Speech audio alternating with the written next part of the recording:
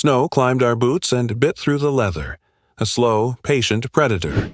We were sunk into the spruce line above a road where engines coughed and went quiet. No light, no fire. Breath fogged and froze against wool, and the silence had teeth. In the dark, we turned our canteens upside down, gauging the slush by feel. Coffee powder waited in paper, a promise we could not keep. The cold narrowed time into seconds and aches. Somewhere across the hollow, metal clicked and a branch answered. We listened until listening hurt. My fingers tried to count, failed, then found the dent in my mess tin, the small geography of survival. The tin had outlived 3 camps and a river crossing. It would have to outlive this ridge. Wind braided through the needles, stitched the air shut, and left us without a seam to pull. A flare far away smeared a low cloud red, then the red went out like a breath. Every man along that line knew the rule as old as hunger. Fire draws eyes. Eyes draw steel. So we waited, and the waiting felt like drowning in dry air.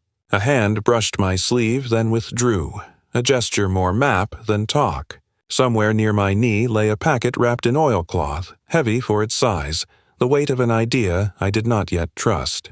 Snow whispered against the tin lip. I leaned close enough to hear my own breath echo. Someone shifted, stifled a cough, and pressed his scarf hard over his face. The road below went quiet enough to make time ring. We did not pray for fire.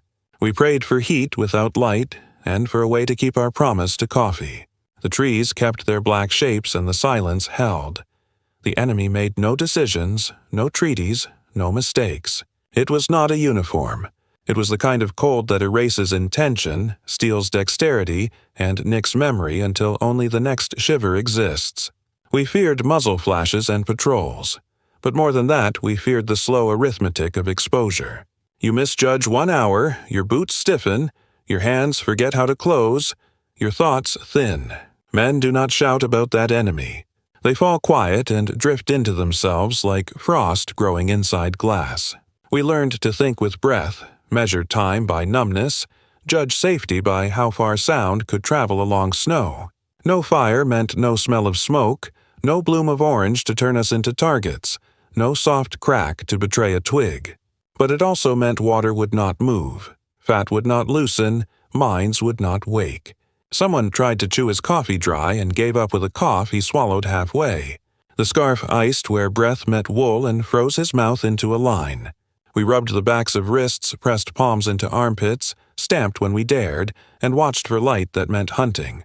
A foot patrol moved along the road once, and their breath rose like ghosts, then vanished. We held our coughs, our thoughts, our lives, and listened to our own blood drum. I remembered a barn we had passed, piles of chalky stone sacked under a broken roof, and a corporal saying a word that felt old. Quicklime. The packet under my knee belonged to that word. In the cold, fear is not a shout. It is a ledger. We needed credit fast, and none of it could be paid in flame. We had to find a way for heat to speak without light. Tonight. We were near a Belgian village half-shelled to chalk, barns clawed open, stone piles blooming with pale dust. Engineers had moved through days ahead, mending culverts, marking mines, and hauling bundles with handles and warnings. News and supplies lagged behind the need. Sea ration cans rattled in musette bags. Esbit stoves existed, but a glow could be as fatal as a shout. Even a cherry coal could map us for someone else. Matches were currency and risk. The Ardennes took the winter of 1944 and pressed it into a single idea. Endure. We used words like sector and line, but what we meant was hunger standing in a forest wondering about morning. The farm lanes shone with ice and broken glass. A river nearby moved like a thought you could not quite recall. In a barn we had passed at dusk, a torn sack had spilled chalky lumps that hissed when snow touched them and went warm under a glove. The corporal with his map had smiled without teeth and muttered old uses, mortar, sanitation, soil, quicklime. He had tapped a lump with his knife and it had clicked like bone. Someone else said the Germans used solid fuel tabs. Someone snorted and said those were slow and smoky. We argued the kinds of heat we could not afford to make. When the patrol broke off the road into the trees, the packet came with us. It knocked against my knee with the irregular weight of a solution still shy of being a plan. Orders were simple. Hold, listen, be invisible.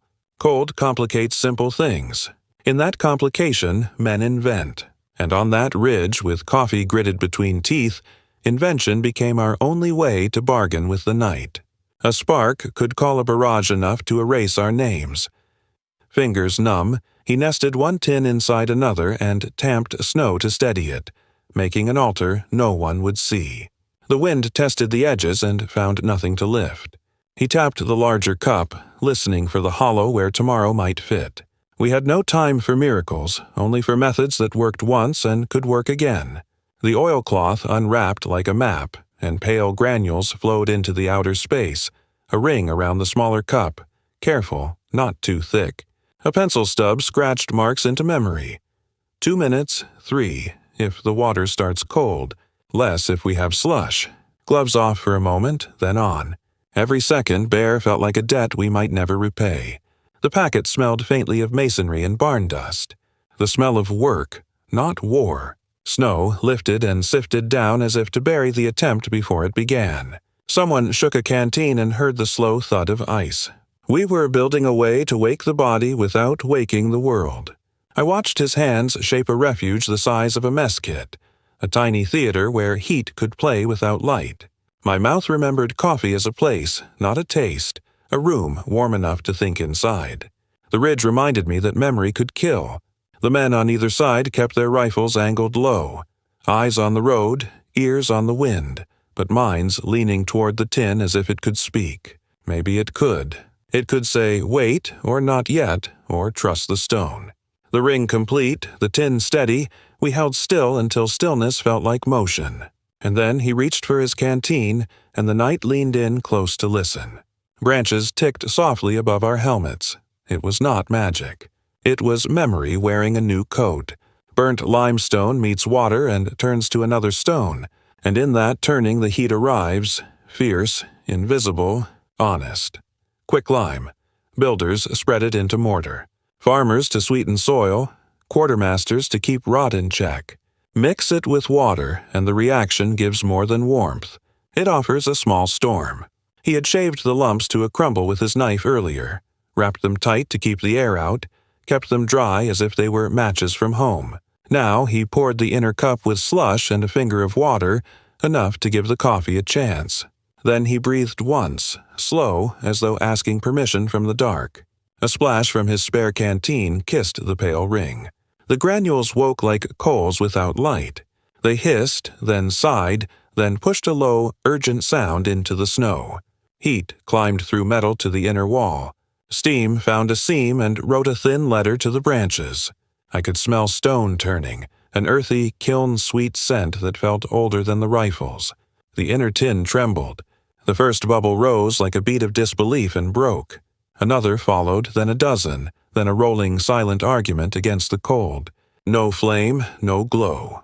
Nothing to read from the road except a faint breath that could have been a fox. We moved our faces back not because of fear, but respect. A minute stretched, then another. Coffee bloomed in the cup with a dark promise.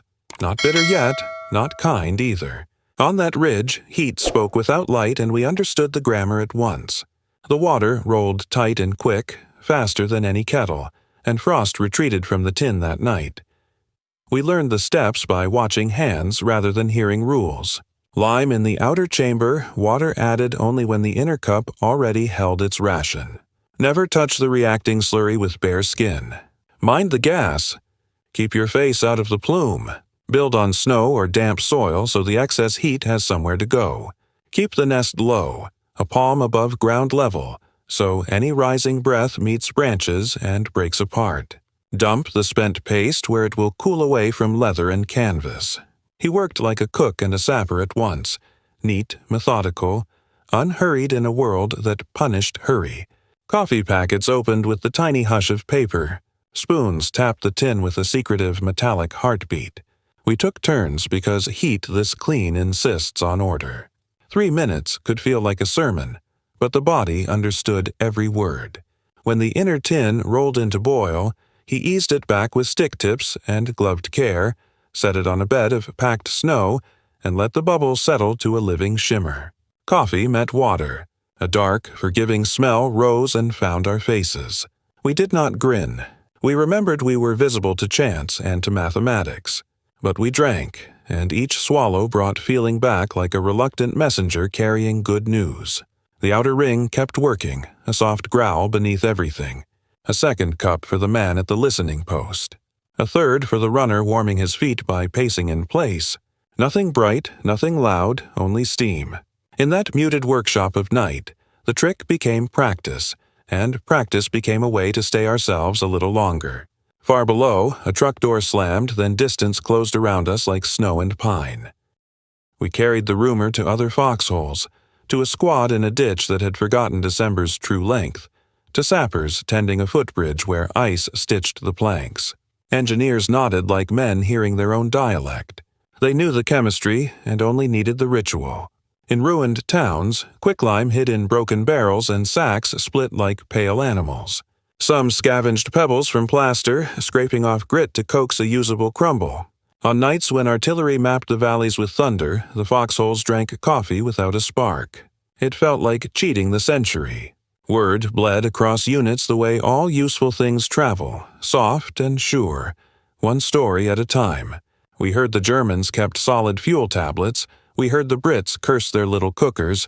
We heard everything and trusted nothing that glowed. Heat without light, though, asked for belief and a certain patience. It repaid both. Later, much later, I would see self-heating tins sold as novelties, and ration heaters packed for soldiers who grew up with microwaves. The principal had stepped neatly from rubble to assembly line. A sealed chamber of reactive powder, a water ampule to break, an inner can to warm. The same hush on activation, the same thin steam writing its letters upward. Our foxhole contraption was cruder, but the family resemblance stood plain. In the years after, a firefighter showed me a training kit that used the same exothermic trick to teach caution. He shrugged at the chemistry the way we had nodded at the night. Tools, not miracles. Back on that ridge, rumor turned into habit, and habit kept the cold from saying our names out loud. We learned to leave vent space, to stir the inner water, and to keep cloth and skin away from the hot rim. Why it worked sat beneath what we felt in fingers and ribs. Burnt limestone, calcium oxide, meets water and becomes calcium hydroxide. A change with a gift. Bonds break and form. The ledger of energy balances by releasing heat, enough to push the outer slurry too hot to touch and the inner water in to boil. No combustion, no glow, because no carbon dances with oxygen here. Just a dry stone remembering the sea it once was and getting hot while it remembers. A few ounces of lime and a little water can throw hundreds of kilojoules crowded into a small ring of paste and tin. The metal conducts the gift inward, and water, faithful to its rules, transitions from patience to motion. At altitude or in deep cold the numbers argue, but the argument still ends in steam. The trick is old, older than the war. Romans slaked lime for mortar and felt the warmth in winter jobs. We borrowed what builders and farmers already knew and simply folded a cup into the lesson. In the field, the philosophy matters as much as the physics. Choose the kind of heat that answers the exact need. Fire is a proclamation. Exotherm is a whisper. The cold demanded we whisper. Years later, I watched a safety lecture where the demonstrator added water to lime and stepped back. Not fearful, just respectful of reaction and time. Respect is the best way to remember.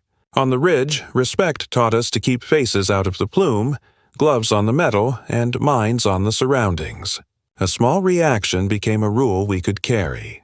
And from that rule, coffee. From coffee, clarity. From clarity, the margin by which men come home. Steam feathered upward, unreadable, and the trees kept our secret that winter. Years pass and kitchens sing again. Electric kettles declare their seconds on bright counters. Emergency kits tuck flameless heaters beside foil pouches, neat descendants of foxhole wisdom. Construction crews still handle lime with respect and goggles. Campers learn to bury heat and breathe with the weather. In airports, you can buy a can that warms its own cocoa, a parlor trick domesticated by packaging. I set a kettle on a winter morning and watch the window fog and think about that ridge. I think about the way silence can be a tool if you choose the right handle. Then I open a cupboard and the tin is there, a small dented witness. It fits inside my hand like a kept promise. The lip still carries a faint whitening where lime once crowded the metal, a ghost of work, not of flame. I have told the story sparingly, because stories are rations too. But I tell it when someone mistakes comfort for certainty, or light for safety. The lesson is not romance, it is selection. Choose the method that does exactly the job and leaves nothing behind for your enemy or your future to trip on. In offices, we chase speed with noise. In fields, speed comes from design. A reaction taught us that. Coffee tastes different when earned against the elements, but the flavor is not the point. The point is the margin the heat buys you. Steadier hands, clearer thinking, a sliver of patience where panic wanted to live. I lift the kettle. Steam beads the glass again, and I remember night teaching us how to be warm without being seen. In storms, when power dies, neighbors knock, and I show them simple heat that does not summon attention.